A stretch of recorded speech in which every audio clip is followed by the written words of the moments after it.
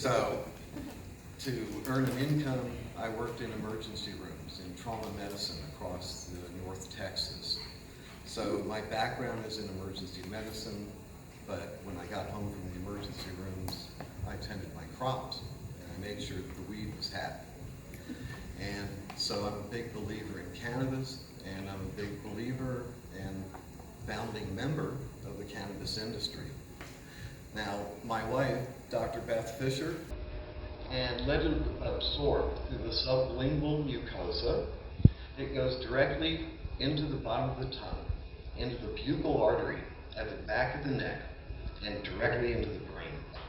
It doesn't go into the stomach, doesn't go through the liver, doesn't get filtered by the kidneys, none of that, right? So you get to have those cannabinoids in your system as quickly as if you took a toke. Right? Dave Tran, publisher of Dope Magazine, he's a friend of ours. He holds the world's record, 12 seconds. 12 seconds. You put the cannabinoid powder underneath your tongue, you wait 12 seconds, and you're stoned, or you're feeling better.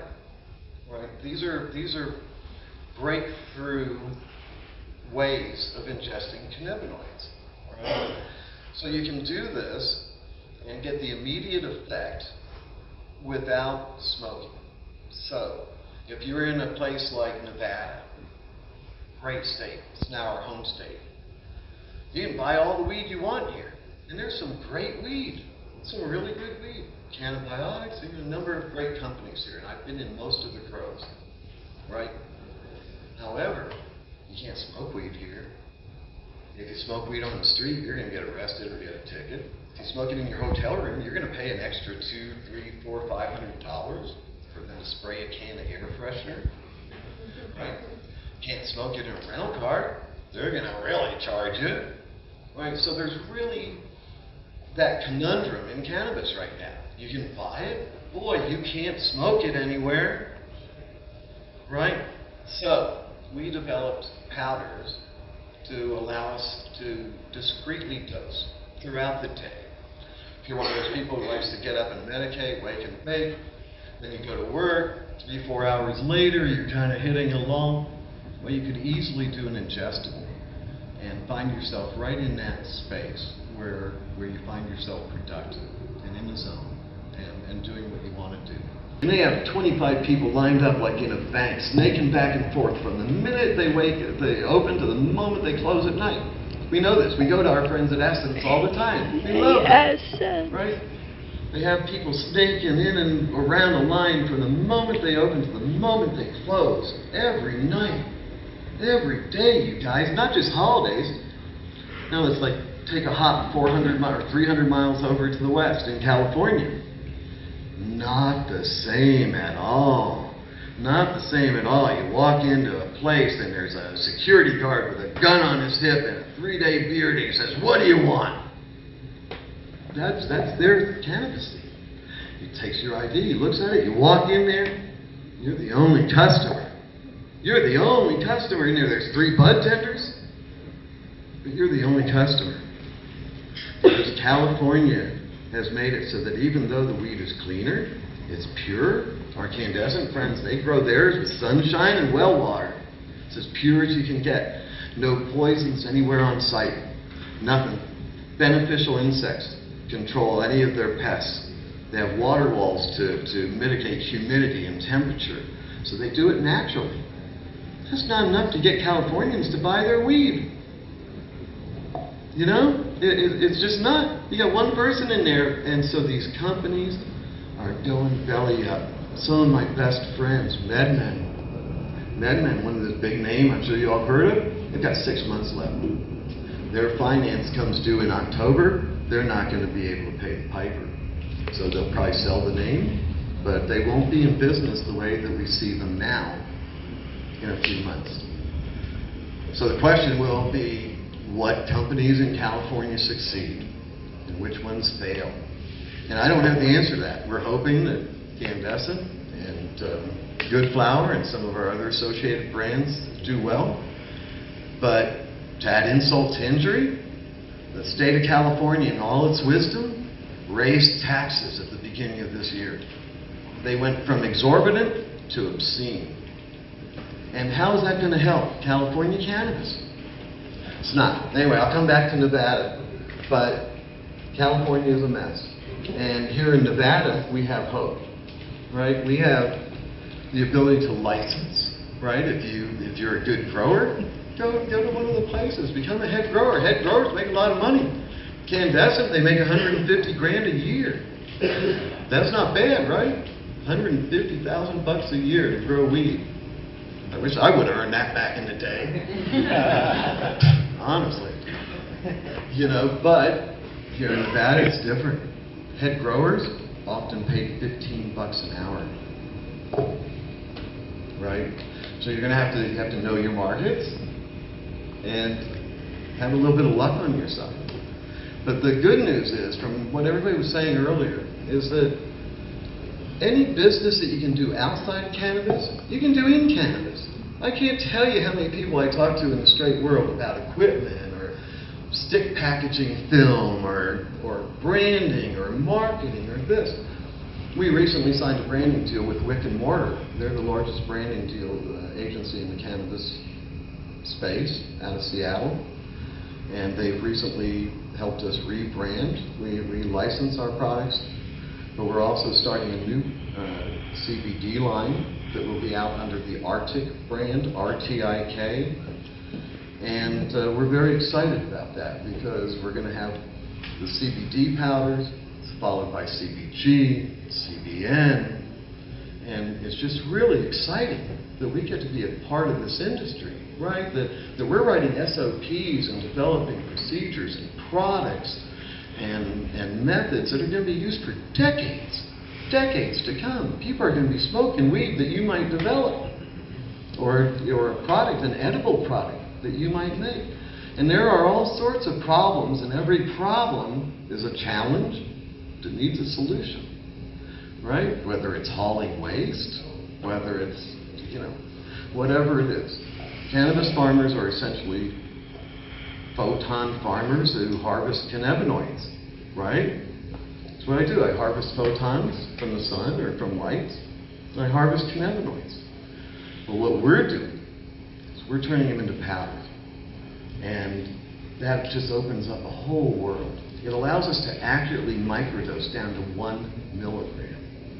Right, so think about that. You can have a 100 milligram retail unit and have 100 pieces in it. Right? Somebody earlier today was talking about they didn't have a tolerance, right? So they wanted to do lesser amounts throughout the day. Well, that's called microdosing. So if you can accurately get product on the market that's 1 or 2 milligrams, then people have the freedom of choice. They can decide how high they want to be. And if they want, they can do some CBD, because CBD is the anti-THC. It pulls it back, right? So you can curate ingestible dinners. I know our food network chef has probably had some experience with ingestible dinners. The problem is halfway through people get bombed. Right? It's like, I can't see straight. What's the last course? Oh my God, I forgot. Well, if a chef was knowledgeable, and if they had chill powder on the shelf, like spices up on the spice shelf, you just pull it down, you dump it in, you're medicated. THC, done. CBD, done. CBG, done. Right? So you use it like a spice, a precursor ingredient to anything you can imagine. You want to buy a cookie that was made a month ago, you guys? That's what a lot of edibles are. Edibles are made months ago. And they have another problem with them. And the Evergreen Organics, they do a wonderful job. They do. And making butter as a carrier, we get that. Our friends at Magical Butter, Garen, right? He invented a machine that can do that on your countertop. Right? Garen Angle, Magical Butter. It's a machine. You dump your wheat in, dump your butter in, you've got infused butter. That's one way to do it.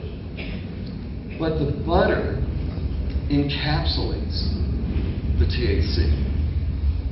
It sequesters it, right? That's not always a good thing. It's a good thing for consistency, but the problem with ingestibles, edibles, aside from the fact that they often smell bad and taste bad, is that they have an unpredictable onset, right? They might hit you an hour later, it might hit you a half hour later, it might hit you 4 hours later. They never hit you at all, right? Have any of you experienced that? Like where you just didn't feel what you expected? Well, that's because, and now we'll get to the topic, right, of microencapsulation and nanoparticles. But essentially, from a medical perspective, the stomach is microencapsulated. Anything that you swallow, right? If you eat a medicated brownie or whatever, you got acid in there. You got last night's dinner in there. You know, who knows what you have in there? But it's going to cling. It's going to cling to the cannabinoids that you just swallowed. It's going to encase them. And that can allow them to last longer throughout the intestine, to maybe not even be felt at all. So how do you avoid that? Powder. Stick it under your tongue, right? So our powders, we've taken our powders now that are microencapsulated powders, and we bind it with a simple starch, right? Does anybody here know what a polysaccharide is? Maltodextrin, right? That's one. Cyclodextrin, things like that. All right. These are simple starches. They're as natural as the day is long. Okay? And we combine the oils that we carefully craft with some of the finest oil experts in the country, whether it's Jonah Tacoma at Dab Stars, or well, we've worked with them all. Lucid, Flavor X. Remember Flavor X a couple years ago, Jason? Remember on every taxi cab there was a sign. But brands come and go, right? So anyway, if you microencapsulate it, you can then do anything. It opens up the world.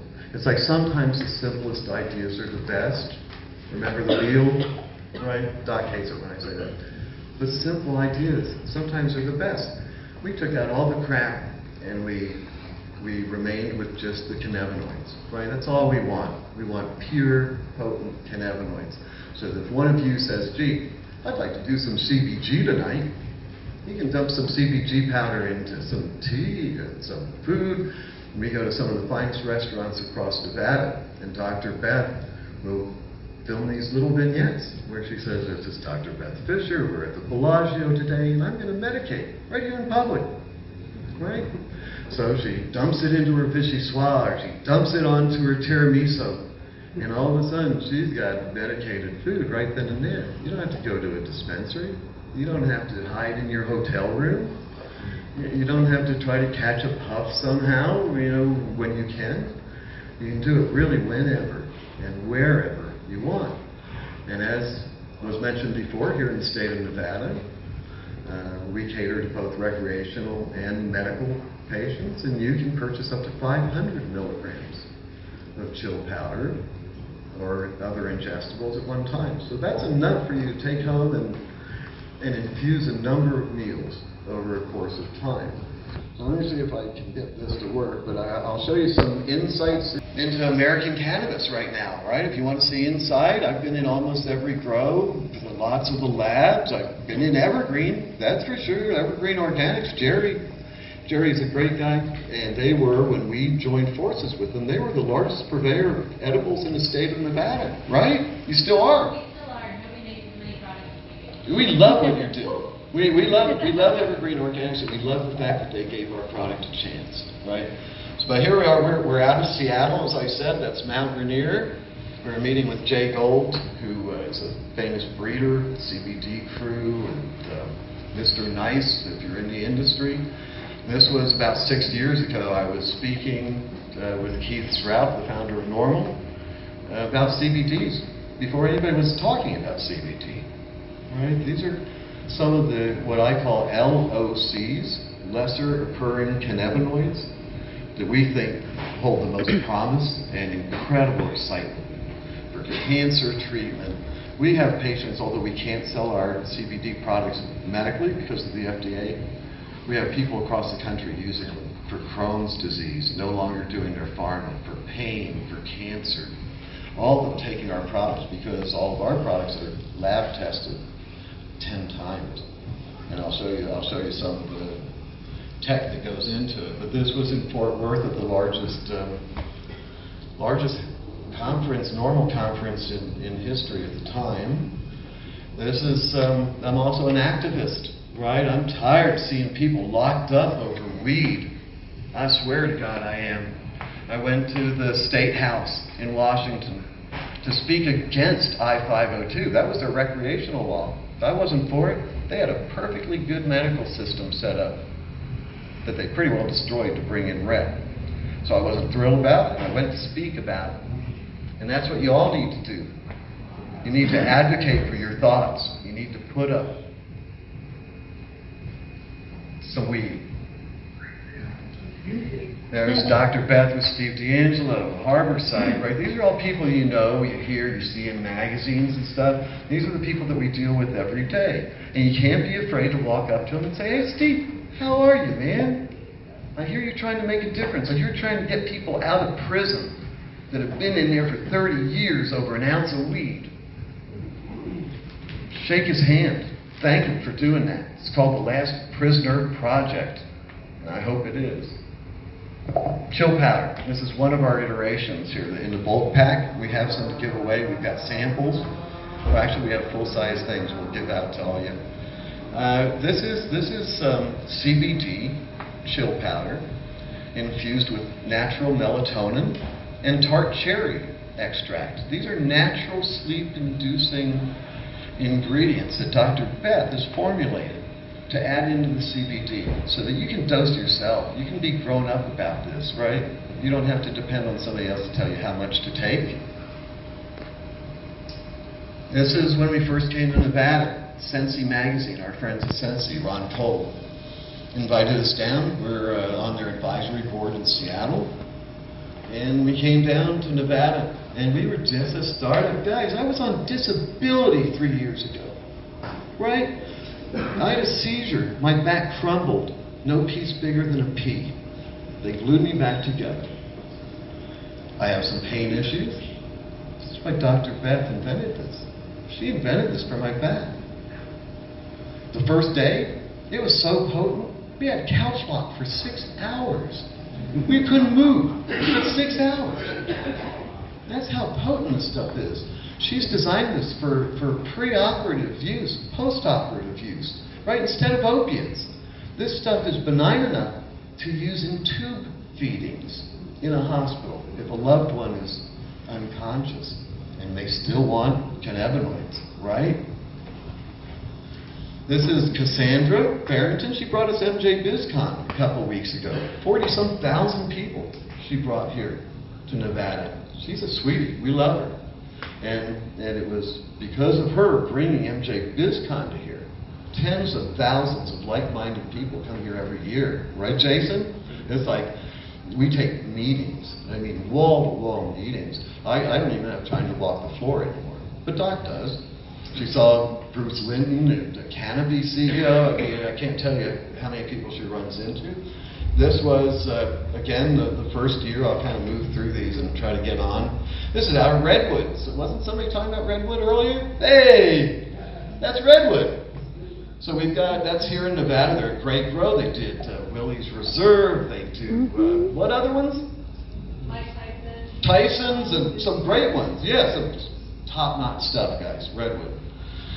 This is us. These are the women of weed, right? Did I mention we're a woman-owned, woman-run company? I'm like the token guy.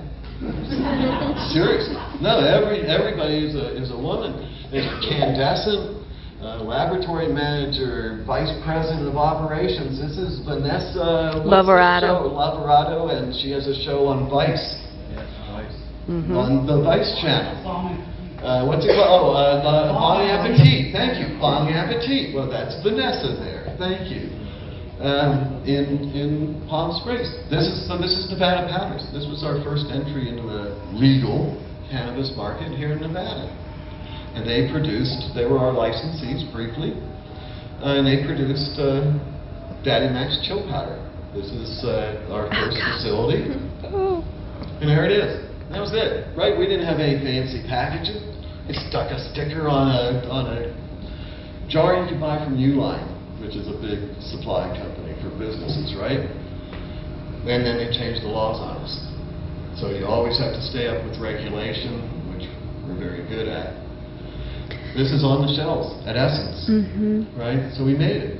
We went from illegal growing weed, watching for cops, hand wiring ballots back in the 70s. Oh my God.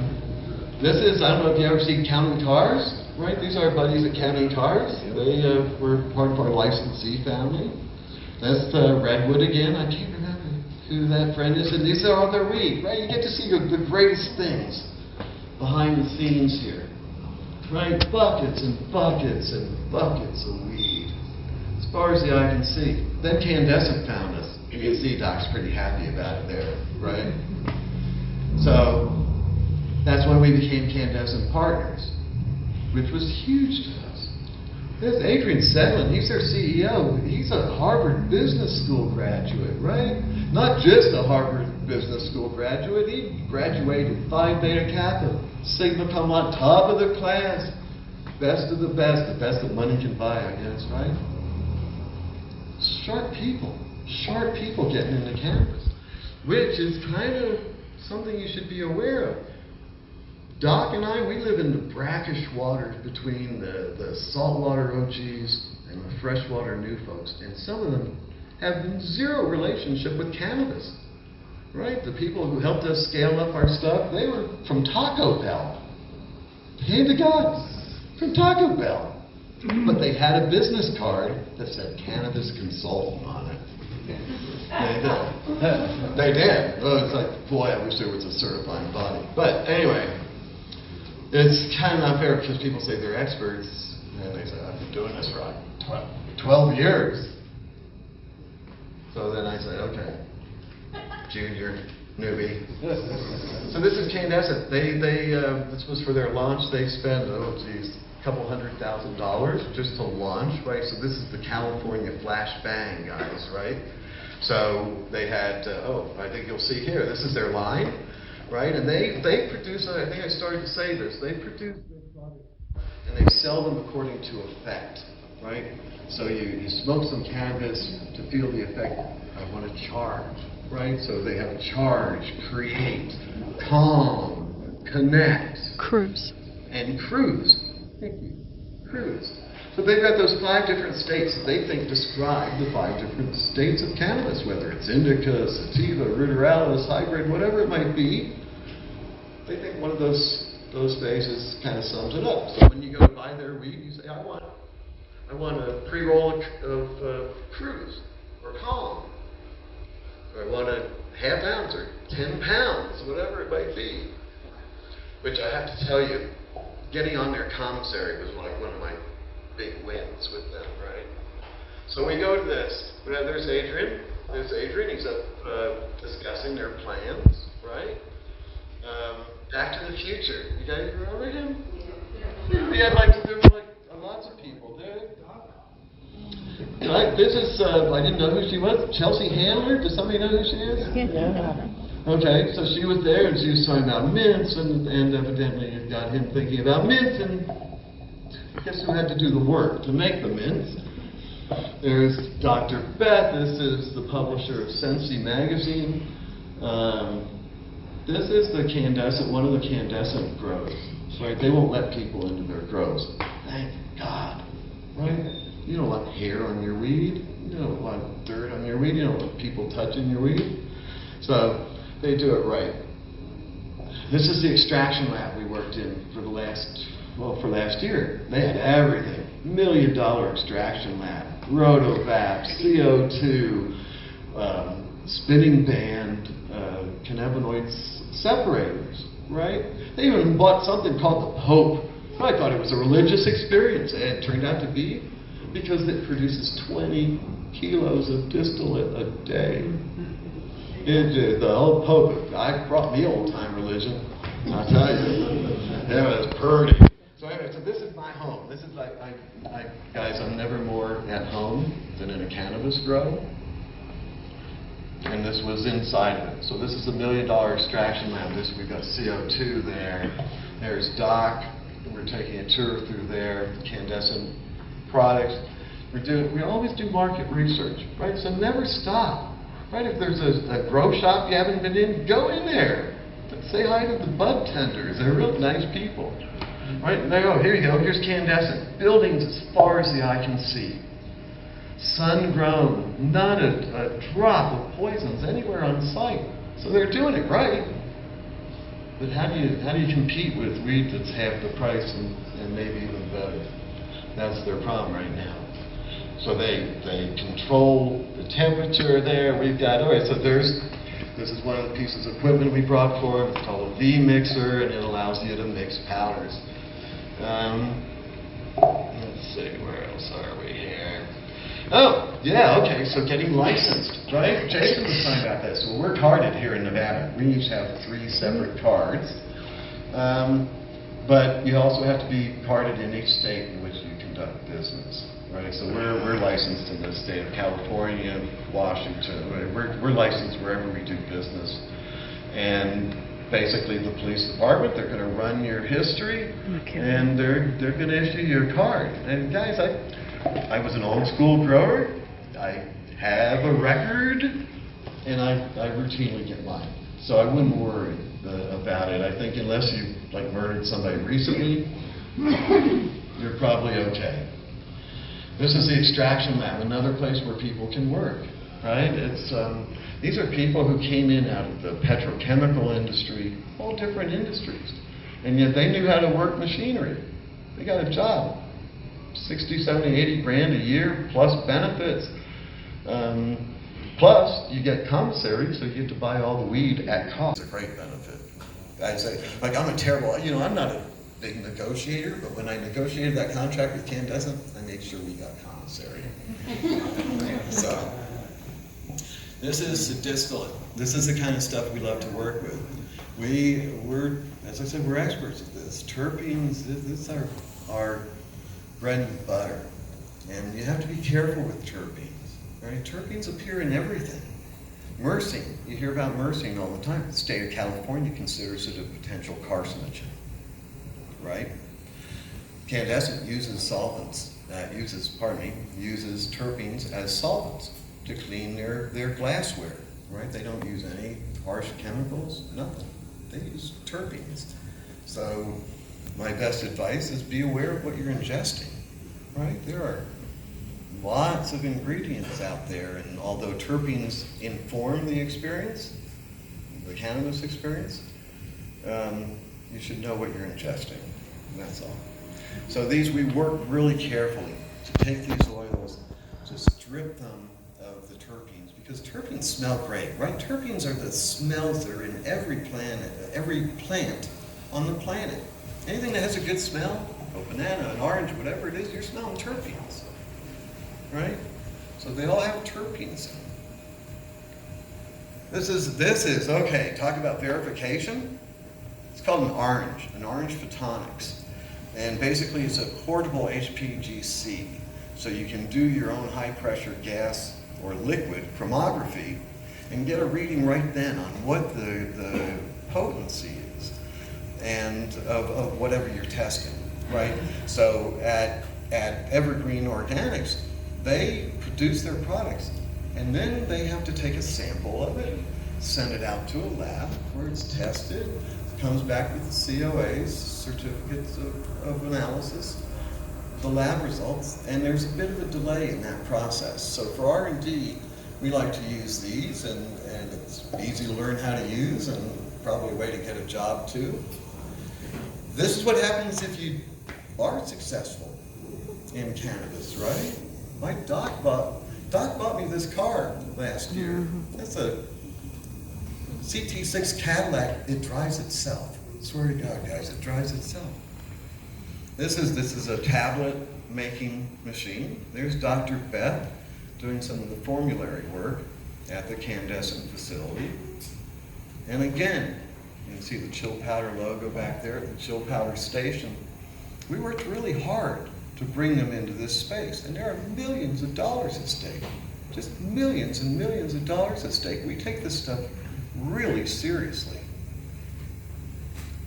Here's where we're teaching their people how to make chill powder so that they can better infuse their ingestibles.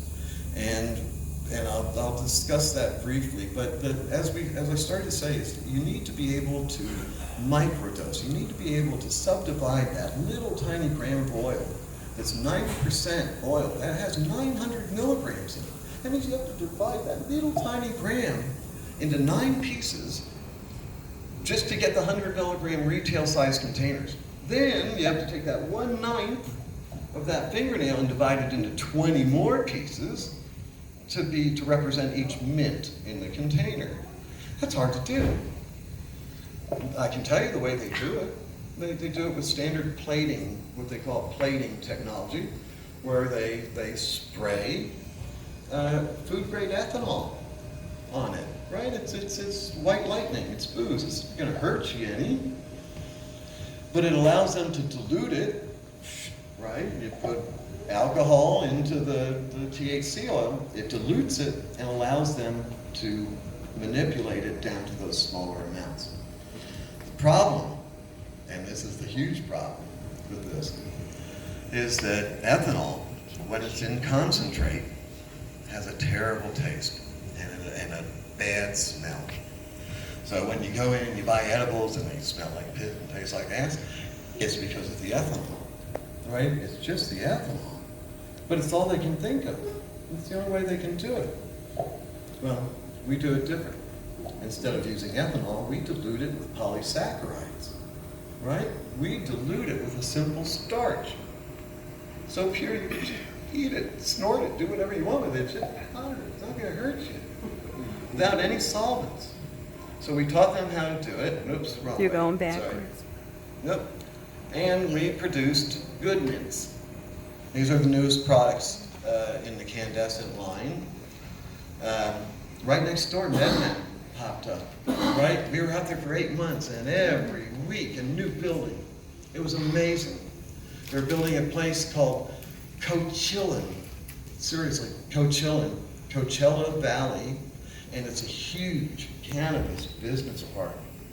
Hundreds of acres with grows and distributions and packaging and laboratories and delivery services and security and a hotel and a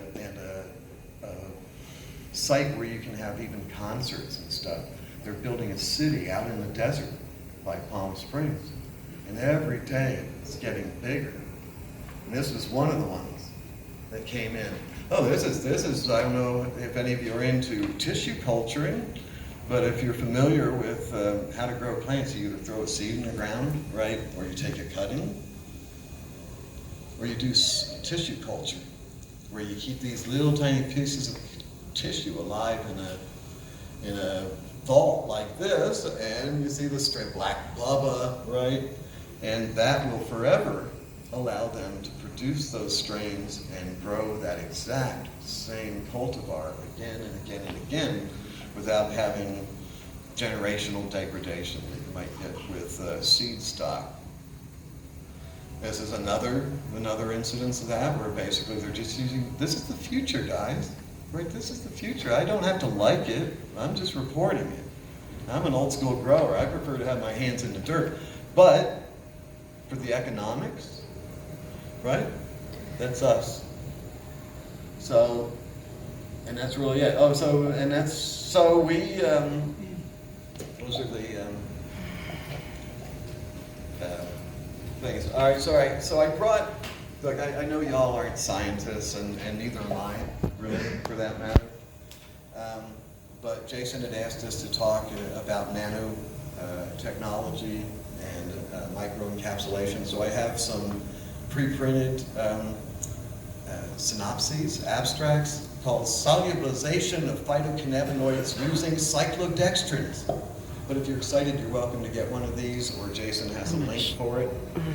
And so I guess I'm going to wrap this up, and I'll take any questions if you have any, but we've been very privileged and honored to be a part of this industry for so long. We feel it's making a difference in people's lives, and so we're going to keep at it. If anybody has any questions, I'll take them.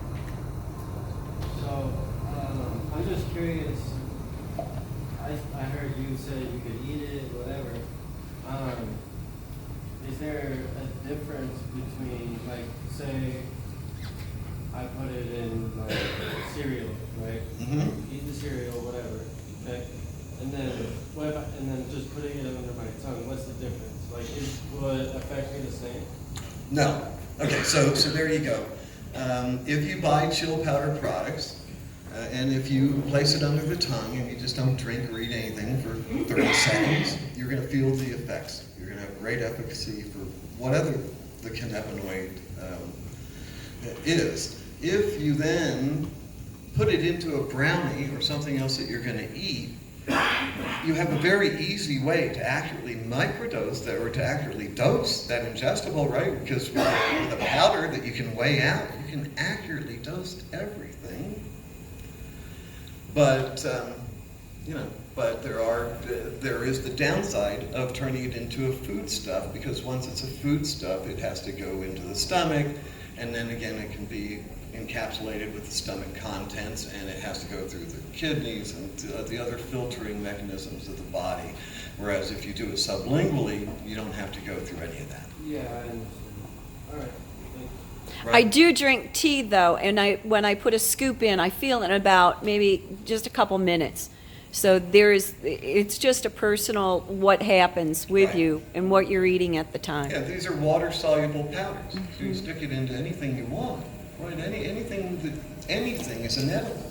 You don't have to buy something just because it says edible on it. You make your own edible to the potency that you want. Now, Karina Ball is our fabrication manager. She has some T-shirts and other swag, and also some jars of chill powder. They're like $60 retail bulk containers. So just take a half scoop and throw it in this stuff, and she'll just pass them out to whoever might want to try some. We use them. Our formulas right now are in a number of iterations. We have the sleep formula with melatonin. We have 5 flavors of electrolytes, right? Lemon, orange, grape, raspberry, and cherry pomegranate. And so you get the immediate benefits of electrolytes, right? You feel better right away, but the long-term benefits of CBD. We also have a dog formula that we mix our powder with peanut butter powder. Dogs love it. My doctor, I'll tell you this really quickly, my doctor has a Dalmatian, a Pongo. His doctor or not doctor? My doctor. And the vet told her dog was going to die last year. He said 2 weeks max. 2 weeks. It had a huge mass in its stomach.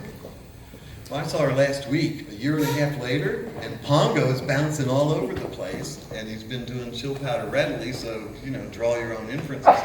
But we think that it's making a difference. So we have that. We have a cat formula with bonita tuna flakes in it. I mean, they're just wholesome enough where people could eat it, right? Do you want to talk about? How many uses do you get out of that? Is it just like one? There's like 1,200 milligrams in each unit, so that's no, we didn't bring any THC today, but we brought CBD. No, the THC is limited to 100 milligrams and 500 for medical patients, right? So for me, I'm making, I mentioned the coffee, I'm putting it out on the market and have a partner and everything, but the product sucks. Would you sell a product that you don't like using? If you had, like, let's say you were making the mints and you could sell the mints, but the mints were bad, would you ever put that in the market? Never in a million years. Okay. No, I tell you, I'm probably my toughest audience because I've been doing this so long. I've been doing it so long. I really understand cannabinoids. But no, I want to make sure that it's a product that I can stand behind. We actually were working with a coffee company out of Seattle that wants to infuse with CBD, and we've given them a way to do that, right? We've given them a way to do it. So that's what Until the new regs came out. Right, yeah, just for those of you paying attention, the FDA came out recently and said that you cannot include CBD into foodstuffs or cosmetics. Is it CBG or CBD? CBD. CBD is not allowed, according to the Food and Drug Administration, it is not allowed in our food supply. It's not allowed in animal food supply. It's not allowed in our cosmetics, and it's not a supplement. You can't call it a dietary supplement, right? We sell ours because ours is powdered CBD, right? We happen to have the one form of CBD that is totally legal, because according to the hemp bill of 2018, hemp-derived CBD is perfectly legal. The plain powder. There are plain The shell plain powder. powder. Yeah, the plain powder. But what we present is we present an altered state of CBD, like turning water to ice. That's an altered state of water. We change distillate oil into powders, into an altered state. So the FDA is okay with us selling it just as CBD chill powder. But once we put it into electrolytes or sleep formulas or things like that, it begins to be a gray area, and you might get a cease and desist from the FDA. And I'm not looking for that. So we are actually pending those other products for now, and we're just releasing CBD followed by CBG, and early next year CBN, and some other exciting products. You said you had to become part of the extract scene, like extracting the distillates and concentrates from the flower. How did you get there? Because that's my middle milestone in my 10-year plan. How do you get into the extraction side of this? Well, extraction is an art, right? I mean, it's an art and a science, and these guys, these brainiacs working away in the incandescent labs, they're doing some amazing stuff. They're making oils that look like water, right?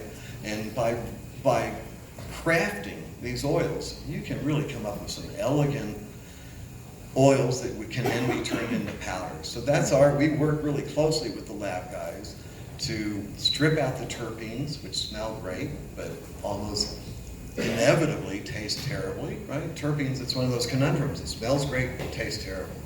So you have to very carefully strip them out. I would say at junior college maybe, I don't know, anybody that teaches extraction, but I would think basic science. I don't know. We just happen to have a lot of friends who are in the extraction side. Okay, because I have my own machine. I press my own concentrates and sell it this way, but I want it to become something I can do for this next person.